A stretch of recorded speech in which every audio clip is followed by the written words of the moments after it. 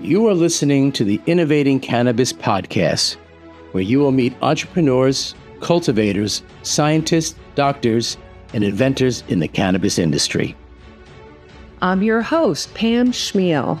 In addition to producing and hosting this podcast, I'm a freelance writer and editor for the Cannabis Industry Journal.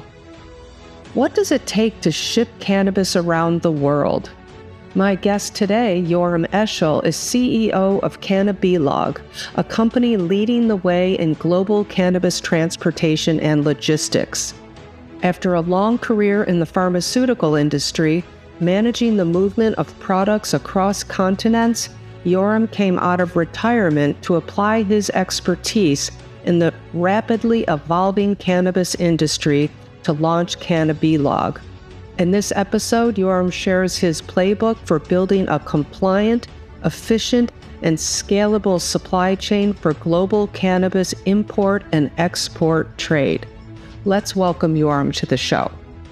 So I just thought if you could just give us an overview of what Cannabilog is, and then we can just start from there and what the services are and how long you've been around and how did you get started in the cannabis business? Okay. So up until about 6.5 years ago, I was the head of global supply chain and logistics for Teva Pharmaceuticals. For 14 years, I managed the whole logistic operations of Teva. As you know, Teva is the largest generic company in the world for many years, 85 production sites, more than 100 countries. So it's a big supply chain. It's a big logistic operations. Okay, so I'm coming from the pharma industry. 14 years I managed that for Teva. So from that you can learn two things. One, that I didn't sleep too much for 14 years. And the second thing is that I'm coming from the pharma industry. Okay, I've been there. You asked about, cold chain and everything. I've been there where the whole thing about supply chain and about logistic management became part of the pharma regulations, being audited about it, there were new regulations coming in, so I had to take all the organization and put them under those regulations and requirements and so on. So I retired from Teva, looked around, and then I found myself, I started to talk with people about medical cannabis. Now, if you go 6-7 years ago, you know that everybody was busy with licenses, with unclear regulations. It was just the beginning of the whole thing. Nobody knew what to do with it. Nobody was really sure. Then later on, a lot of money came in as investment. It was a big hype. And I looked at it and said, okay, you know what? I can take all my knowledge and experience and connections and everything that I know from Teva and bring it into the medical cannabis industry. Can tell you that when I started to talk with people about logistics, about international trade of cannabis, import, export, nobody understood anything, okay? Most of the people were dealing about growing, manufacturing, in those areas. So, and how many chances in your life you have when you have a full, completely new industry coming on and that was never before, and Back then also Israel was kind of a leader in the market, in the research, in the science of medical cannabis, Professor Meshulam and others. So it was a lot to do with something really new that nobody really knew what's going on. And this is the place where I like to be. So took my own knowledge, experience from the pharma world into this industry. That's the beginning. It's perfect. I know Israel's been a big leader. I've actually interviewed, and I want to talk to him again, is Daddy Mary. Yes, of course, I know Daddy personally. Yeah. He's great. So I'm always watching his stuff. And so is Israel exporting flower or? So amazingly enough, in the beginning of 2018, there was a government decision in Israel to encourage the export of medical cannabis. But not even one leaf left the country, okay? Actually, we started with import. Surprisingly enough, we started to import At the end of 2019, we started to import a lot of products, mainly from Canada, from Portugal, from some other countries into Israel. About 50% of the Israeli consumption of medical cannabis was imported. And the reason was that, in one hand, the local growers and the local industry could not, how should I say, could not conform with the standards, as well as the quality and the THC levels and so on and so forth. So we started to import a lot. Now, these days, in the last year, we are exporting more and more. Yeah, we are exporting flowers. Still in Israel, we don't have EU GMP facilities, so we have to export it to manufacturing sites in Europe, and then we're sending it to European market. We do sell to Australia as well, to the UK, to Germany, to some other countries. So Israel is exporting flowers, mainly flowers, but also some oils.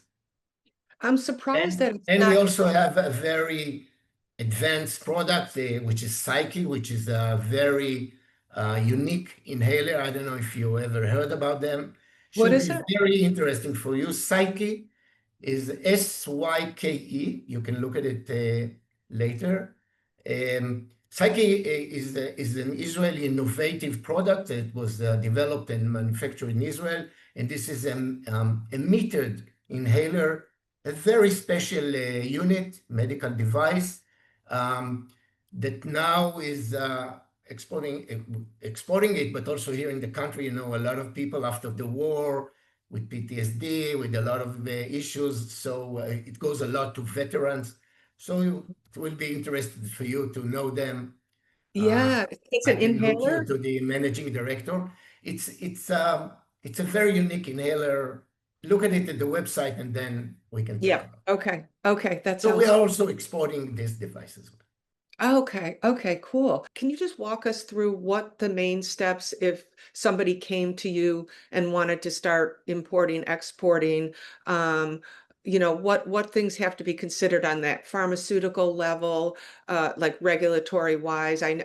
The only thing I really know is you do have to be EU GMP certified, which I'm really surprised that Israel is not, just because you are so medical focused. Okay, so just that you know, Yeah. that for the pharma world, Israel has an agreement with the EU for mutual recognition. So all the pharma sites in Israel that has an Israeli GMP are also certified in the EU. Okay, Oh, beside cannabis. Okay, beside cannabis production sites. We do have high level of, we call it GAP, but it's very similar to GACP. We have very high standards in the Israeli industry, but they're not EU GMP certified. Okay. okay. But they're So now above. let's talk about the larger picture of international trade of cannabis.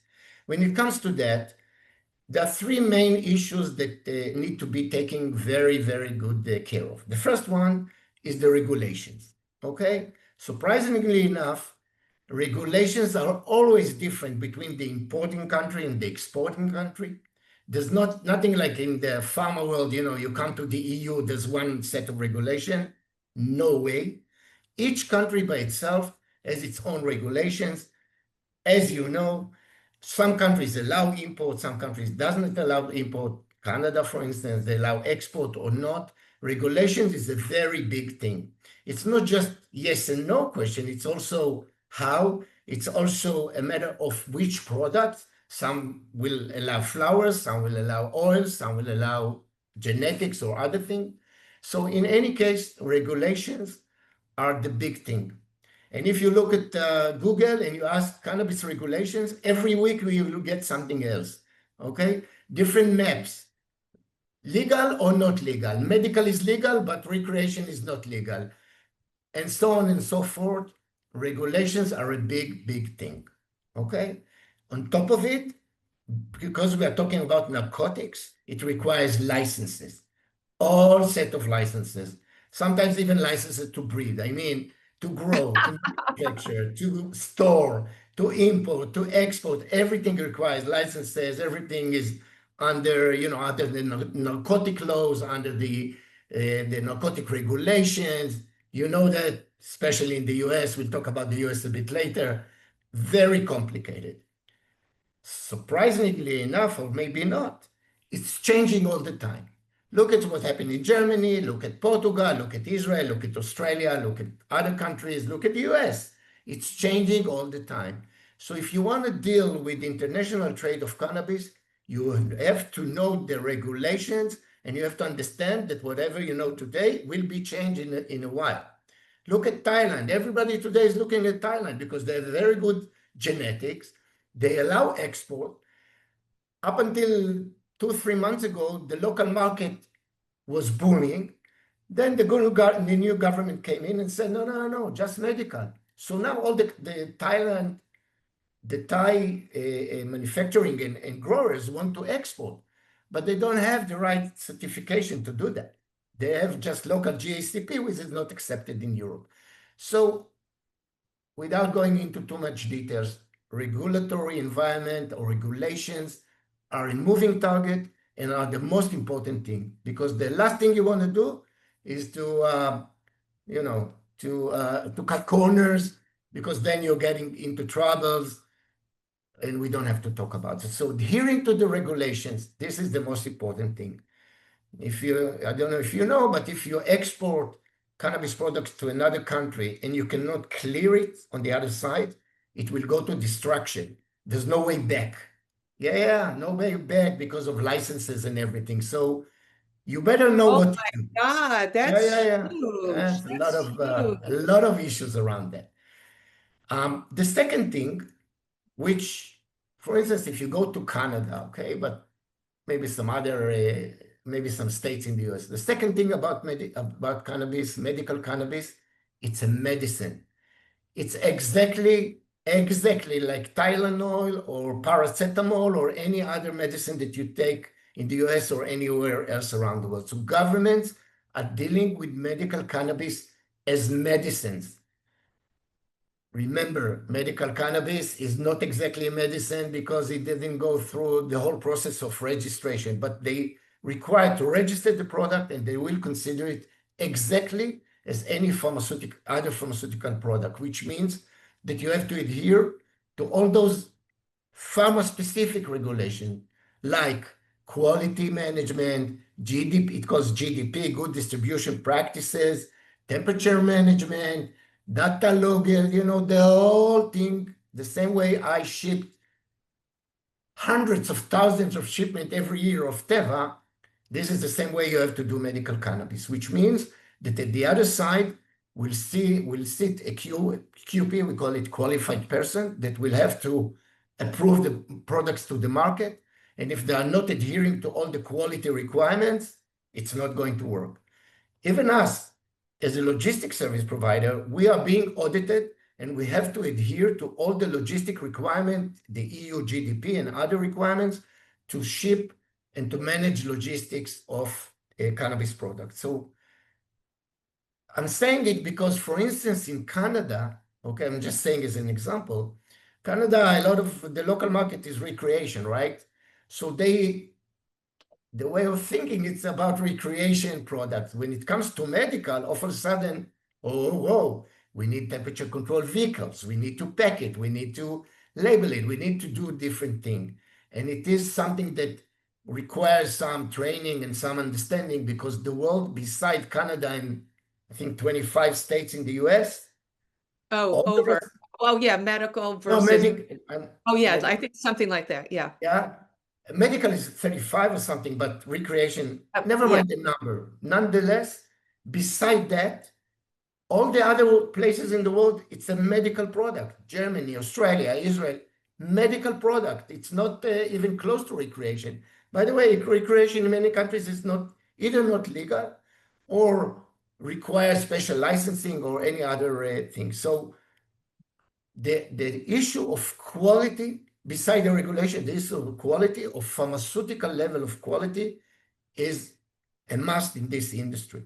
And people tend to either not to know it or know it, and the big companies are already there. You can see quality managers, you can see quality teams, exactly as the pharma world.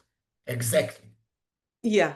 The last thing is all about execution. Okay, so you have your licenses, the import permit, the export permit, quality system in place.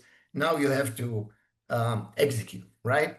So how you pack it, how you label it, what kind of documents you need, what kind of service, everything has to be done with temperature control packages and temperature control vehicles and flights and airports or domestic or land transportation. The whole thing around execution is a big thing, okay?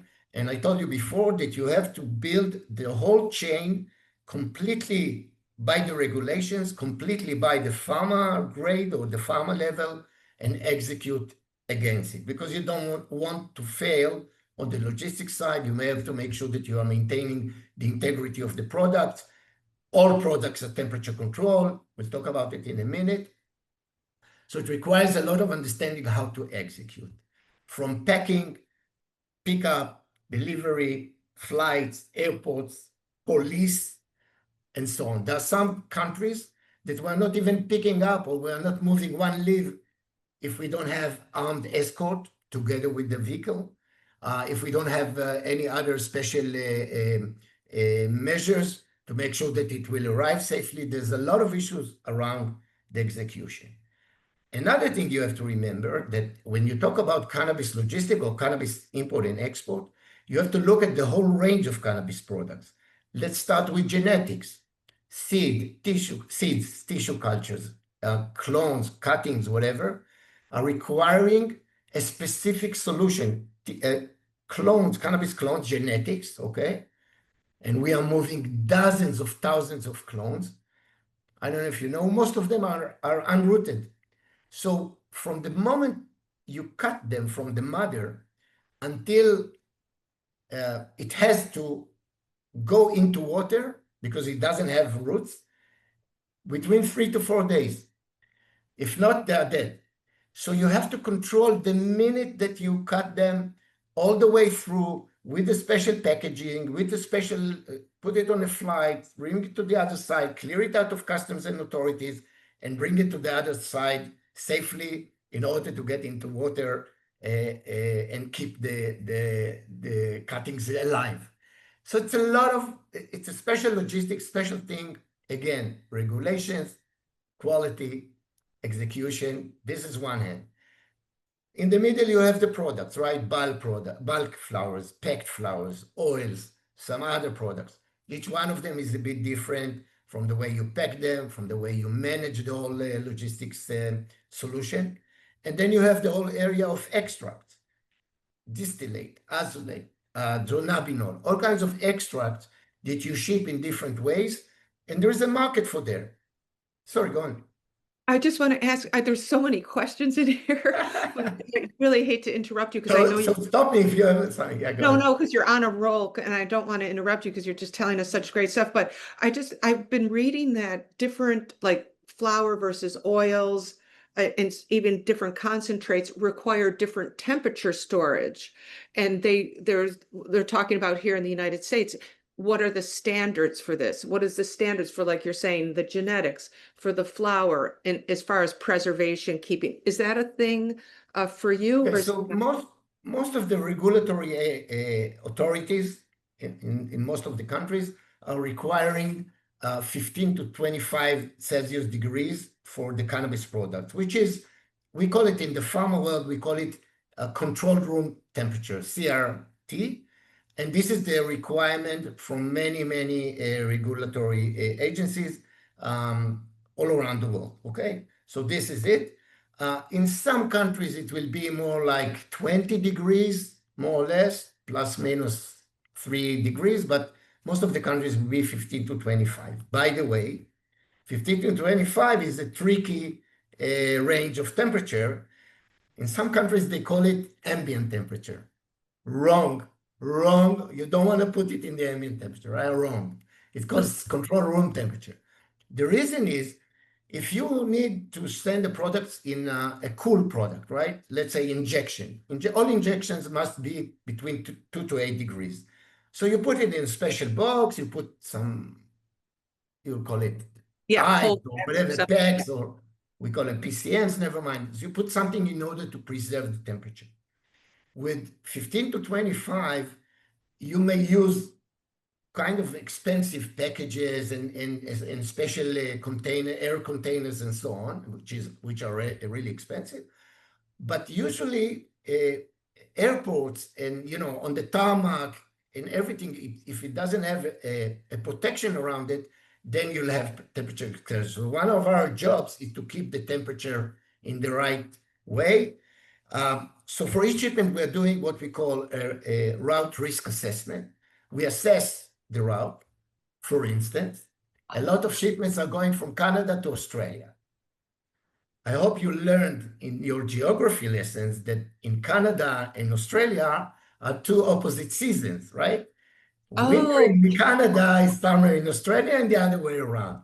So when you ship Canada to Australia, you better watch because it's winter here and it's summer there, and you need to preserve 15 to 25 degrees. So there you go with the just, as a challenge. So, yeah. and to talk about temperature management and so on. So there are several means how to do it. For instance, we will pick up and delivery just with temperature control vehicles.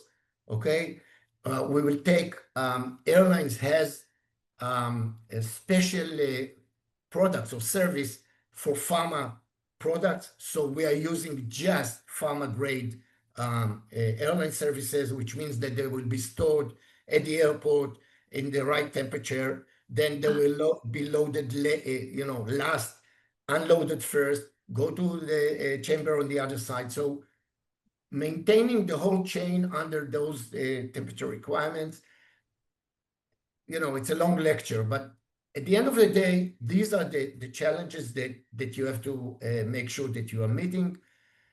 And again, local markets, for instance, the US, okay? So locally, for recreation stuff, to the best of my knowledge, they're shipping it with maybe regular trucks. They depend on the, on the outside the temperature, and they're doing well. But when it comes to medical, no way, Jose. You have to keep it. It's very simple. You put a data logger. If you have an excursion, products are rejected. So Wait, what did you say? If you do what? You put a data logger, a temperature logger on the pallet, on the goods. You read it at the end. If there is an extreme temperature excursion, products are rejected. Yeah, I mean, this is the whole problem with the US, and I just actually released this big article about how if the US wants to play in the international market, we've got to become more GMP certified and think in that mentality, and we're not in that mentality. So I totally understand that whole thing, but there's a I couple must tell you that in the pharma world, there is a lot of attention to the quality side. Okay, FDA requirements, a lot of attention to that. I can tell you that, since I was in Teva.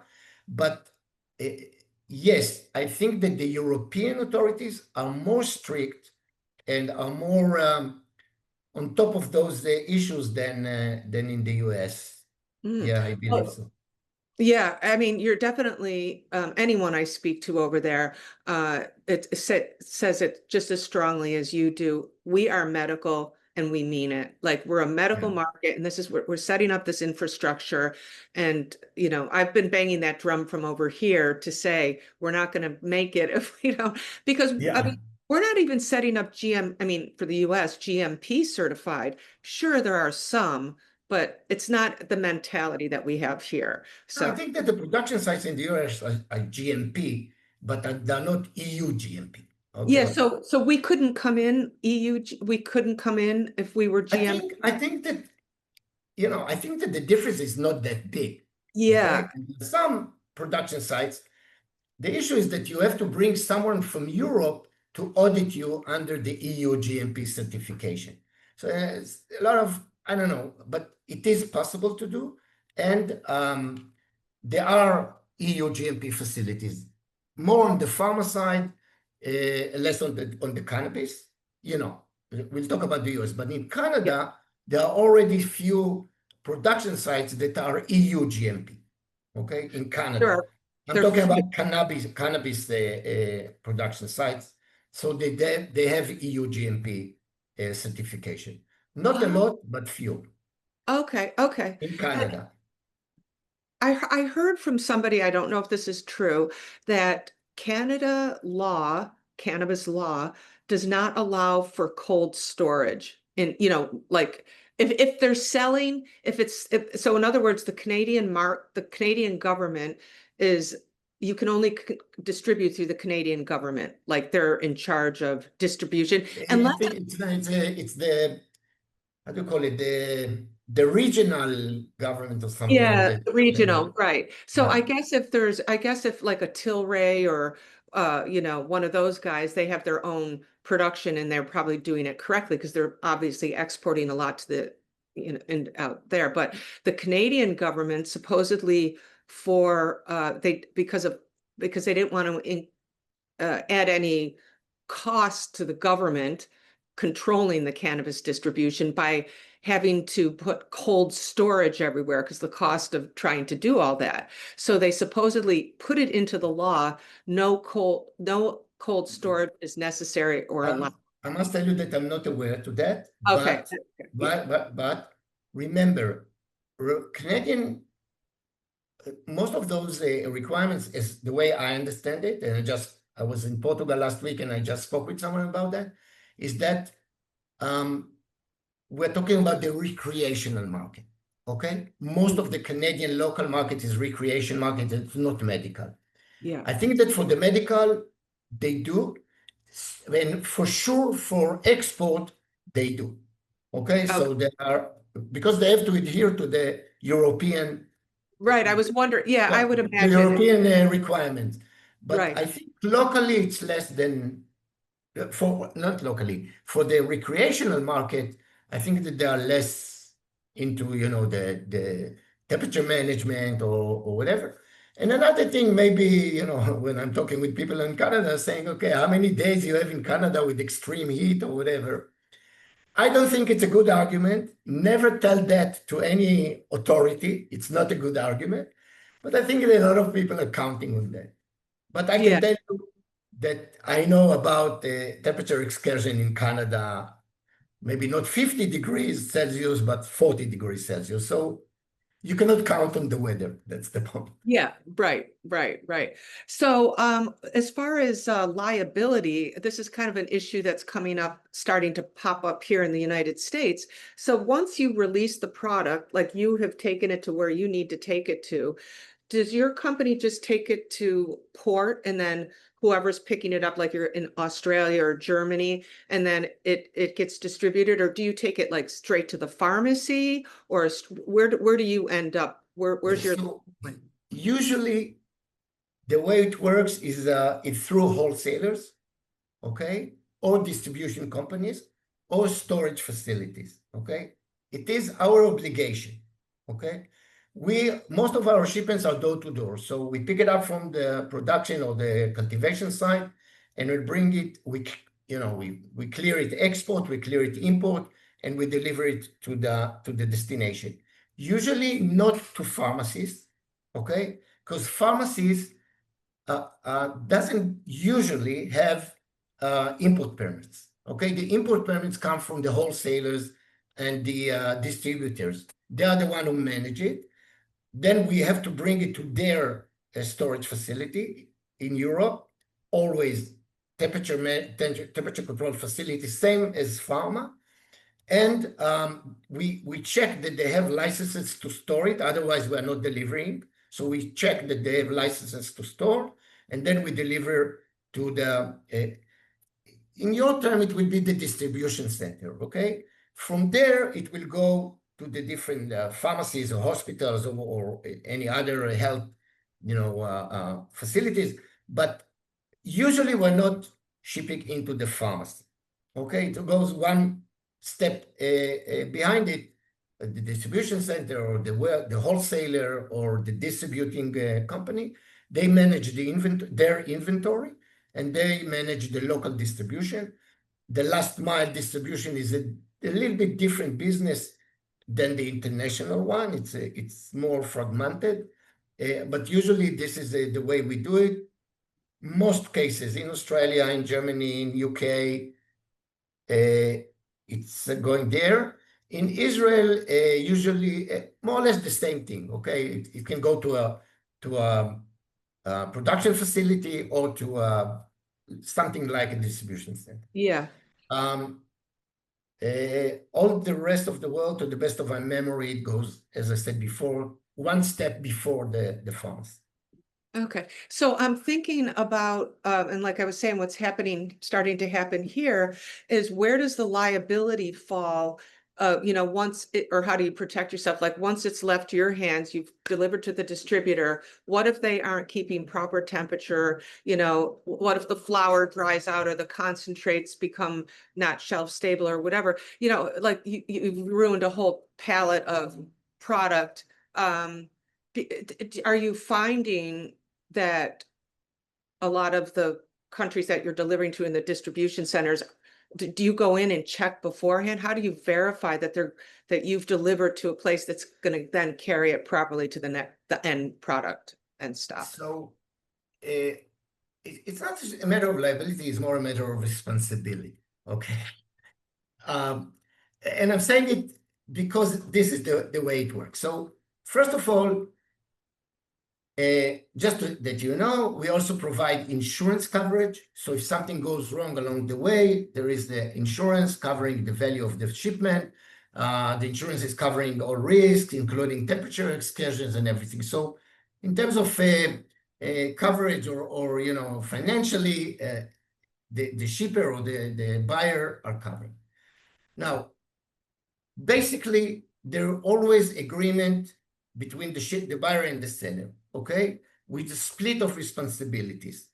The shipper might be responsible X works, so once he delivered to the trucking company, whatever it is done, or it can be responsible to up to the distribution center. Okay, it's a matter of responsibilities. From regulatory point of view, okay, the integrity of the products are the responsibility of the shipper, of the producer.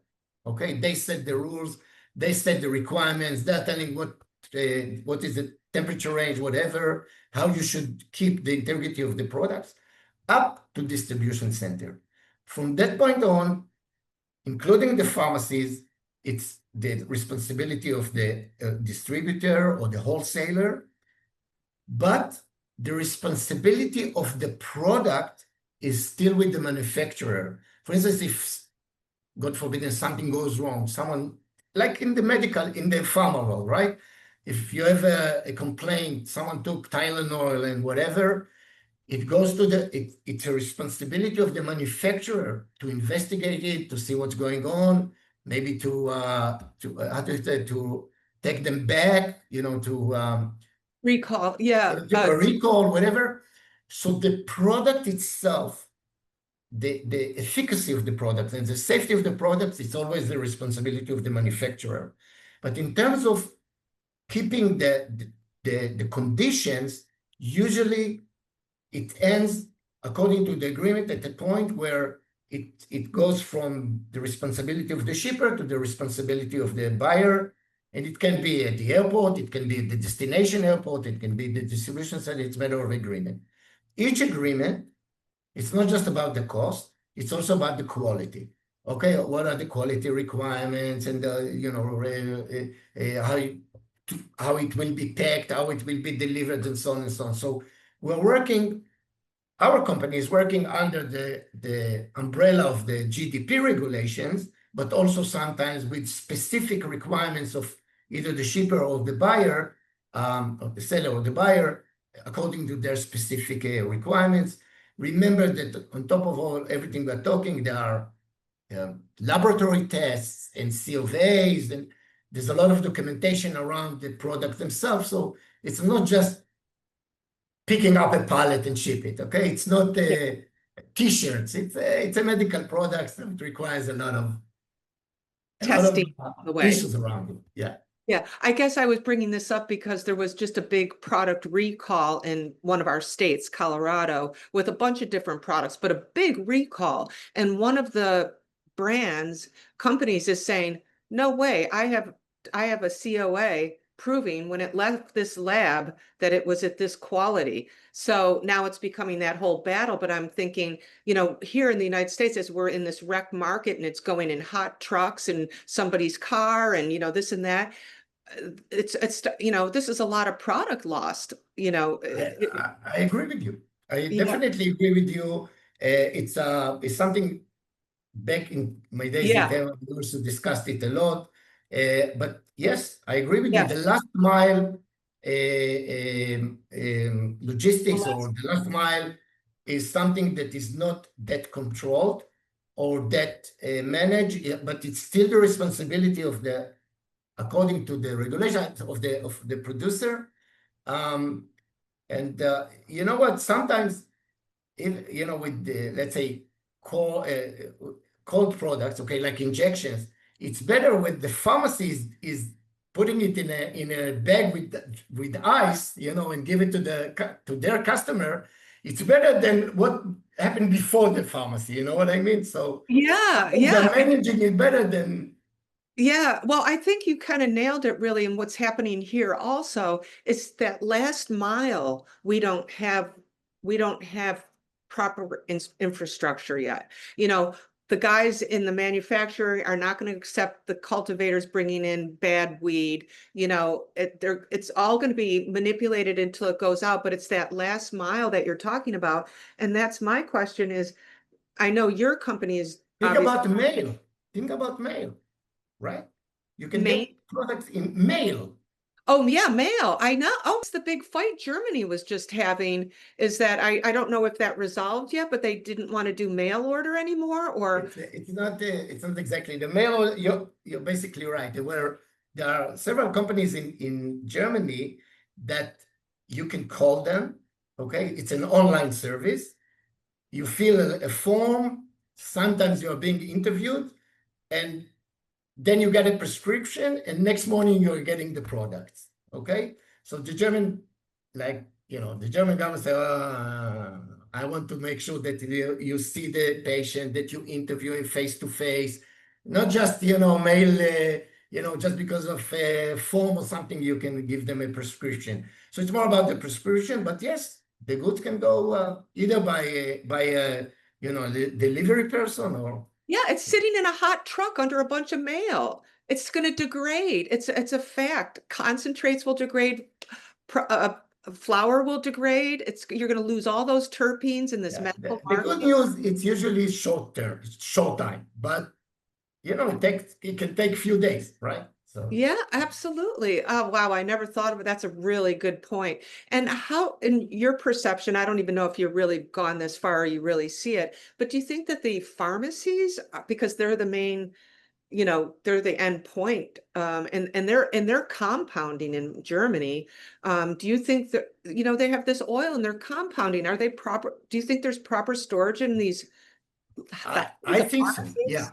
I think that in Germany they're very strict with that. Okay, Okay. even the last mile delivery has to be with temperature control, and I believe that again, it's not that I did audits in pharmacies in Germany, but I believe the government there and the regulations there are very, very strict. So, and people, remember what confused the US is because you have recreation and medical.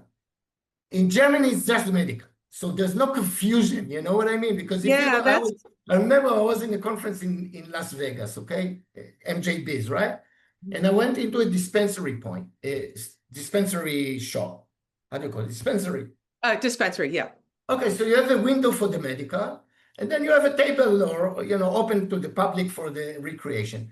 So I believe it may confuse you. In Germany and in other countries in Europe, in other countries in the world, it's just medical. So the whole state of mind is medical.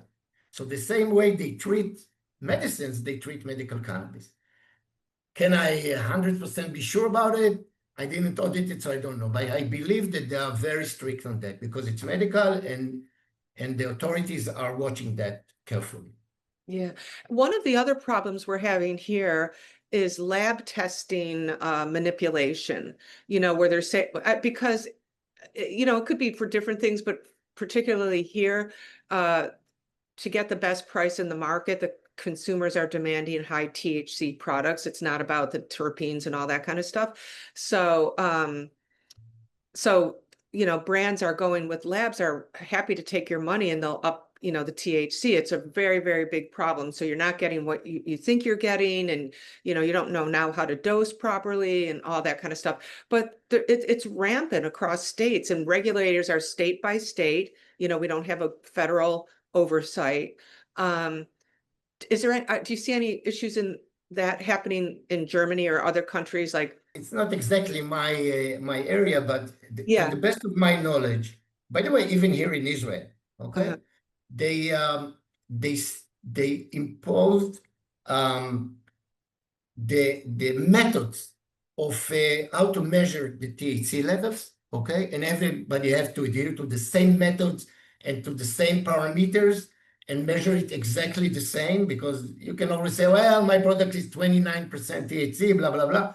So now they standardize the methods and the parameters, and also they set the how should I call it, the ranges of THC, okay? For instance, in Israel, it's 22, which can go between 20 to 24 or something like that. So they really strict it out. And also, I know that in Germany and other countries in Europe, they impose methods how to measure the THC levels without playing too much games, because, there is THCA and THC and, all kinds of tricks.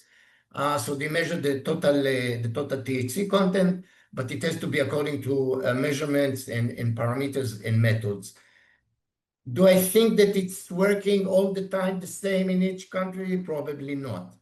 But in some countries, they are more strict around that than in others.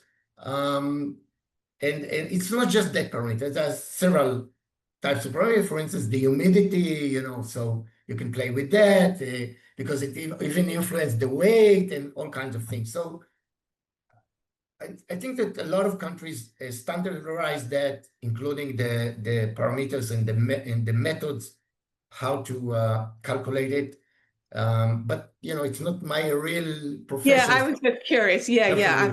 I know. I'm sorry. I kind of was just curious. I think that standardization, even in the US, even within the state, I'm not talking about between states, but even within the state, it has to be very clear.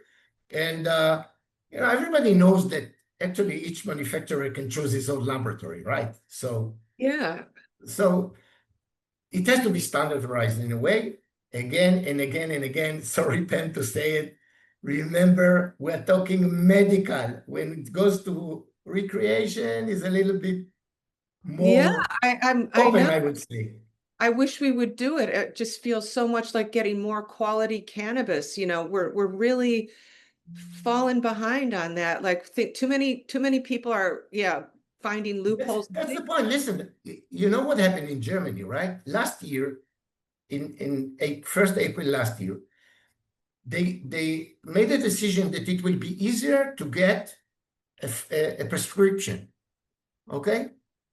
At that point, until today, the German market is 5 or more times as bigger than it was. Right? Why? Because people preferred to get a medical grade product than to buy it on the black market. Okay, so everybody went to the doctors, got a prescription, and buy it on the legitimate, or not, sorry, not the legitimate, the medical channel. Maybe pay a little bit more, but make sure that you're getting a product which is safe, which is quality, which is was grown in the right way without any pesticides. So Listen, this is the way to do it. Yeah, and that's the mentality of the consumer I believe, in the United States, and it only continues to grow, is they're always looking for clean products, meaning Correct. not all this crap in here or these, things that can harm us. So anyway, that's, and GMP certification is used as a benchmark for quality. And that's why I wish we would here go into that. And then I guess do you see any innovation in any packaging as far as packaging for preservation, in this when you're transporting? Like, for instance, there's a couple companies here in the US that one company that controls the atmosphere in the bag when it's packaged, and it actually helps cure it. So it's like this curing keeps it stable, the atmosphere is stable. So this one company called Grove Bags. I'm sure there's other companies that do it also.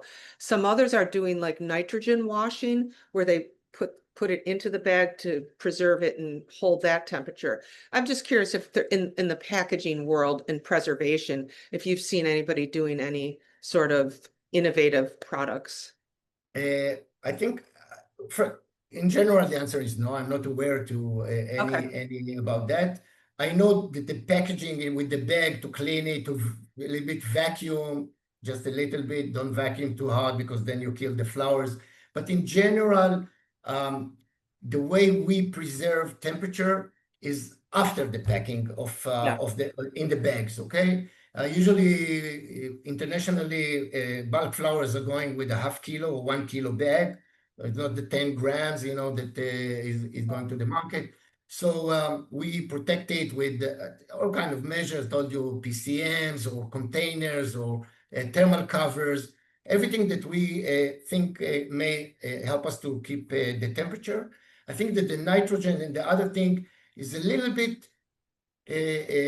I just read an article or saw something on LinkedIn that someone is washing the flowers with something, and someone else said it's not legal because you cannot cure damaged flowers with any kind of material because it's not pharma grade. Okay, remember again. So I don't know what kind of materials they put in or whatever they do, whether it influence the medical side or the medicinal characteristic of the flower.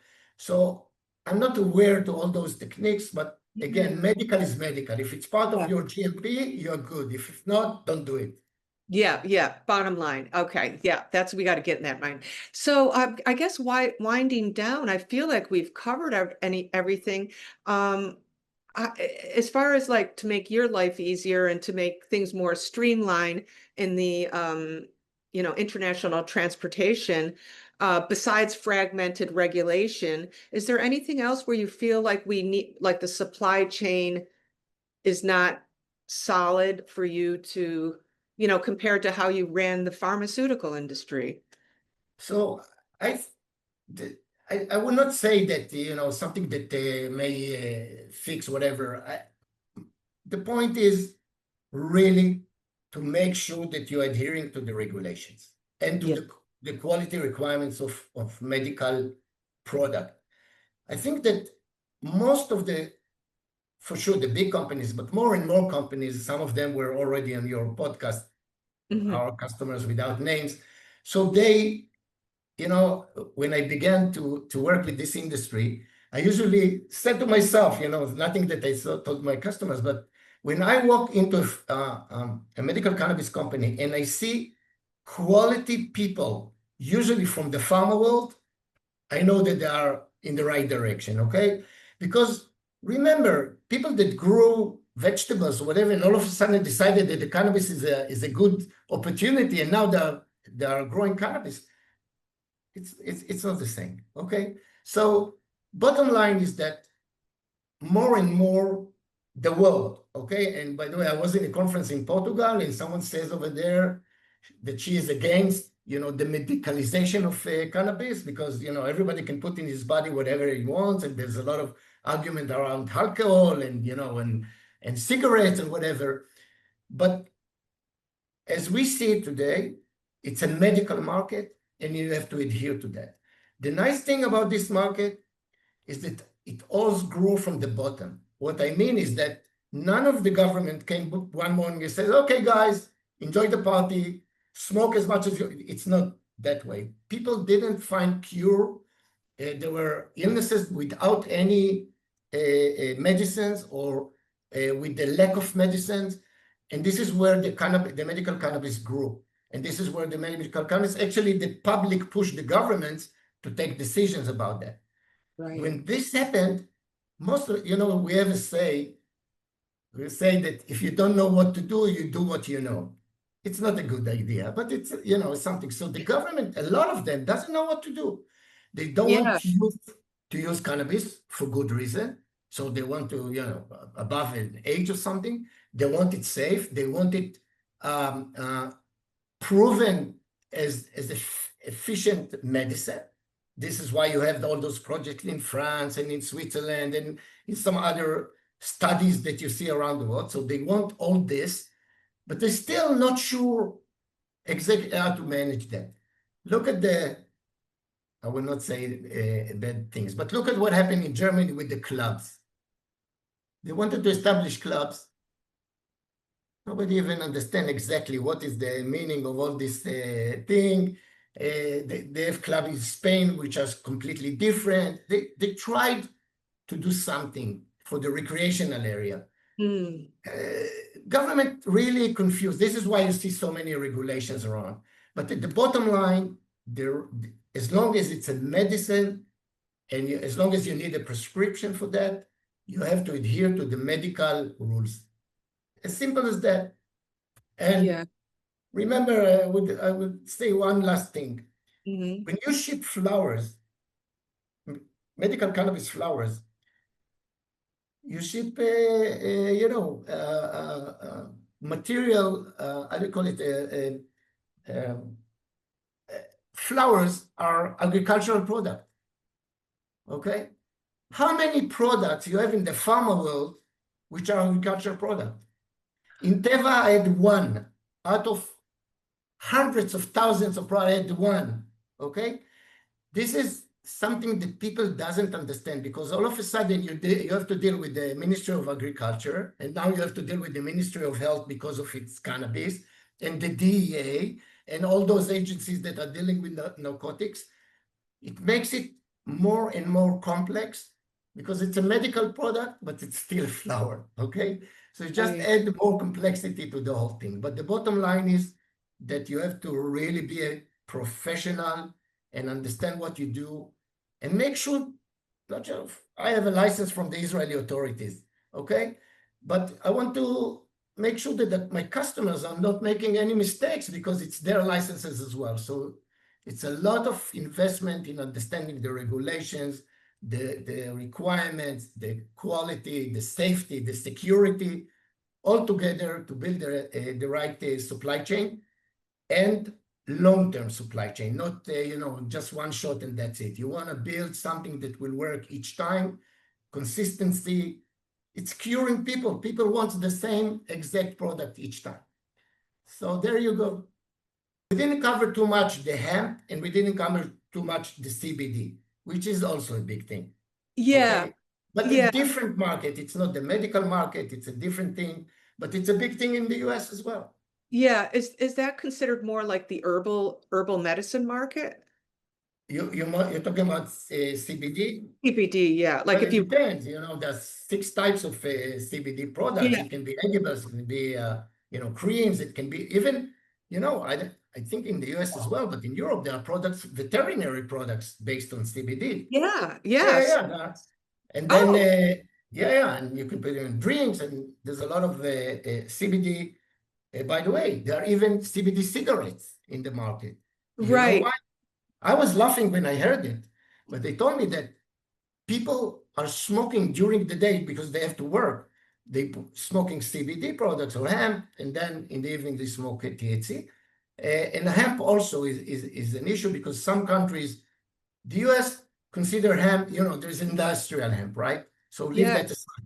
But in Israel, for instance, hemp is under the same narcotic law exactly as marijuana. There's no difference. There's no difference between hemp It should not be.